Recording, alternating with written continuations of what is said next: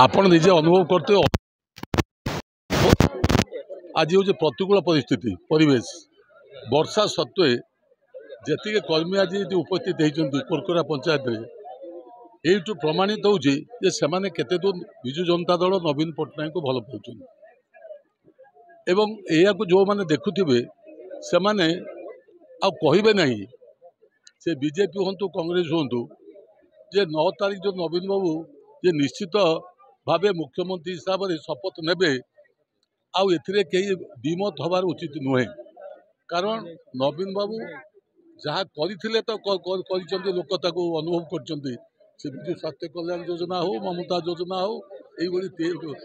आम कालिया योजना हो बलराम योजना हो विभिन्न प्रकार योजना लोकहितकर योजना करने सहित युव वर्ग को आकर्षण करने छात्रवृत्ति इत्यादि इत्यादि करते एवं पुणी जो बहुत दिन धरी चाषी मान जो समस्या थिला से समस्या को मध्य से बहु परिमाण में तार से तार समाधान करछन्ती विशेषकर जो चाषी सहित साधारण लोकर जो विद्युत कंजप्शन जो 100 यूनिट मागणा ये कम कथा नुहे ता सहित मध्य भी जो छात्र युवक अध्ययन कर भद्रक निर्वाचन मंडली कोरकोरा ग्राम पंचायत ठारे आगामी 1 तारिख जो निर्वाचन अच्छी साधारण निर्वाचन ये साधारण निर्वाचन सभा जे उपस्थित थिबा जो महिला माने प्राय सभा प्रमाणित करिछि 90 भाग महिला ये उपस्थित अच्छा कारण मानवर प्रिय मुख्यमंत्री नवीन पट्टनायक से भल पाते कारण महिला मान को सशक्तिकरण करवा एवं विशेषकर भद्रक संसदीय क्षेत्र में जड़े प्रथम महिला सांसद को दिल्ली पठेबा एवं भद्रकर स्वर आगु जेतक सांसद जाइछन्ति से माने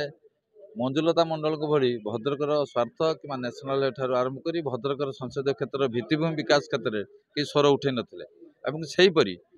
जे आज भद्रक निर्वाचन मंडल जे विधायक प्रार्थी होती प्रफुल्ल सामल प्रथमे मुख्य विजु बाबू मुख्यमंत्री समय नुआ जिला समय नुआ मंत्री होते परवर्ती समय भंडारीपुर से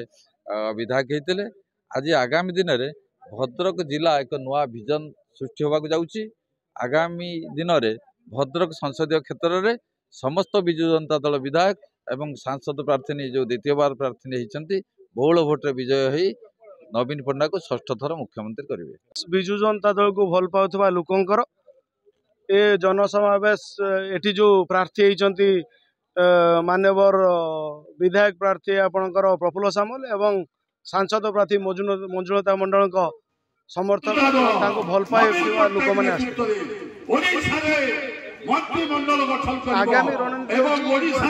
प्रतिकूल परिस्थिति जो वर्षा को खातिर न करी हजार हजार महिला पुरुष